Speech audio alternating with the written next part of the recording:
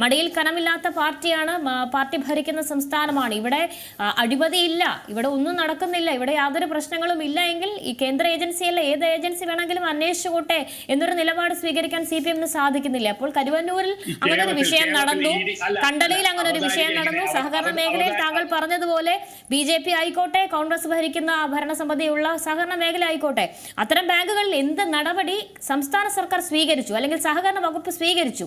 അത് സ്വീകരിക്കാത്തത് കൊണ്ടാണല്ലോ ED വന്നതും ED അന്വേഷിച്ചതും പല പേരും ഇപ്പോൾ അറസ്റ്റിലായതും. അവതാരിക ഇങ്ങനെ തെറ്റിദ്ധാരണ പരത്തുന്ന തരത്തിൽ സംസാരിക്കരുത്. ഒന്ന്, ഇവിടെ കേരളത്തിൽ EDയുടെ അന്വേഷണം അല്ലെങ്കിൽ കേന്ദ്ര ഏജൻസികളുടെ അന്വേഷണത്തെ ഏത് തരത്തിലെങ്കിലും തടസ്സപ്പെടുത്തിയിട്ടുണ്ടോ? ഈ രാജ്യത്ത് തന്നെ പല സംസ്ഥാനങ്ങളിലും EDക്ക് ചില അനുഭവങ്ങളുണ്ട്. എന്താണ് അനുഭവം? EDയുടെ പ്രവർത്തനത്തെ ആകെ തടസ്സപ്പെടുത്തുന്ന തരത്തിൽ EDയുടെ ഓഫീസ് പൂട്ടുക, ED ഉദ്യോഗസ്ഥരെ ആക്രമിക്കുക എന്നതുൾപ്പെടെയുള്ള സംഭവങ്ങൾ ഈ രാജ്യത്ത് നടന്നിട്ടുണ്ട്. കേരളത്തിൽ അത്തരത്തിൽ കേന്ദ്ര ഏജൻസികളുടെ ഏതെങ്കിലും തരത്തിലുള്ള ഒരു അന്വേഷണത്തെ തടസ്സപ്പെടുത്തുന്ന തരത്തിലേക്കുള്ള ഒരു പ്രവർത്തനവും കേരളത്തിൽ ചൂണ്ടിക്കാണിക്കാൻ കഴിയില്ല. ഞങ്ങൾ നടത്തില്ലാത്ത വിഷമമല്ലല്ലോ പറഞ്ഞത്. അങ്ങനെ കേരളത്തിൽ നടക്കുന്നില്ല. അതാണ് കേരളത്തിന്റെ ഒരു ഗുണമാണ് ജനാധിപത്യ. അന്വേഷണത്തെ ഭയപ്പെടുന്നത് ഏത് അന്വേഷണം വന്നാലും സ്വാഗതം ചെയ്യുന്നു എന്ന് കൃത്യമായി പറയാൻ കഴിയുമല്ലോ. അഴിമതിക്കാരെ ശിക്ഷിക്കപ്പെടട്ടെ എന്ന കൃത്യമായ നിലപാട് നിങ്ങൾക്ക് എന്തേ എടുക്കാൻ കഴിയാത്തത്? നിങ്ങൾ പറയുന്ന കാര്യമില്ല.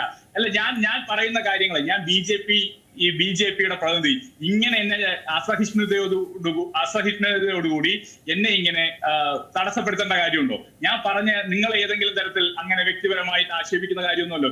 EDയുടെ അന്വേഷണത്തെ കേരളത്തിൽ ഏതെങ്കിലും തരത്തിൽ തടസ്സപ്പെടുത്തുന്ന ഒരു സാഹചര്യം കേരളത്തിൽ ഉണ്ടായോ? ഒരു തരത്തിലും ഉണ്ടായിട്ടില്ല.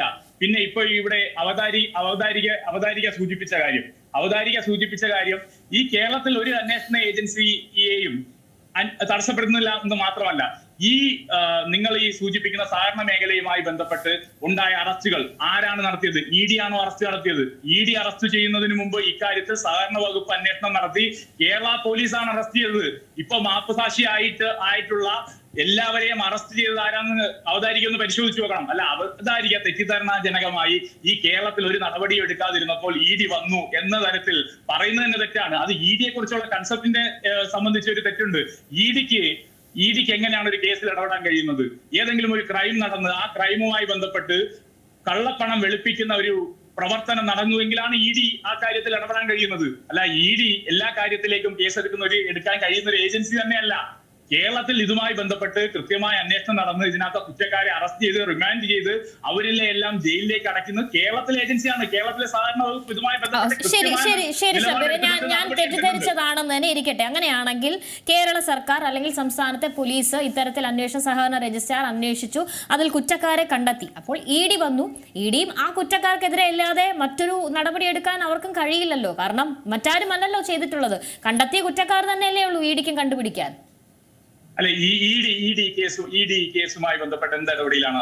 ED ഈ കേസിൽ കേരളത്തിലെ ഏജൻസികൾ കൃത്യമായ തെളിവുകളോടുകൂടി കുറ്റക്കാരെന്ന് കണ്ടെത്തിയ ചിലരെ മാപ്പ് സാക്ഷിയാക്കി അതിനെ രാഷ്ട്രീയമായി ഉപയോഗപ്പെടുത്തുവാനുള്ള ശ്രമമാണ് കേരളത്തിൽ നടത്തിക്കൊണ്ടിരിക്കുന്നത്. അതിനെയാണ് എതിർക്കപ്പെടണം എന്ന് പറയുന്നത്. അതിനെ രാഷ്ട്രീയമായി നേരിടുന്ന സാഹചര്യമുണ്ട്.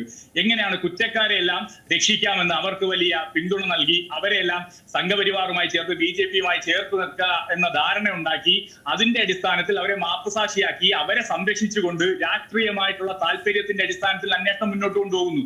അതാണ് എതിർക്കപ്പെടേണ്ടത്.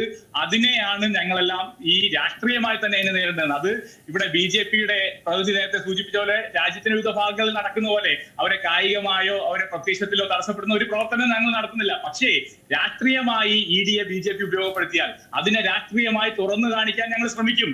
ഏറ്റവും പുതിയ വാർത്തകളും വിശേഷങ്ങളും വിരൽ തുമ്പിലറിയാൻ Zee മലയാളം ന്യൂസ് എല്ലാ ഡിജിറ്റൽ പ്ലാറ്റ്ഫോമുകളിലും ലഭ്യം.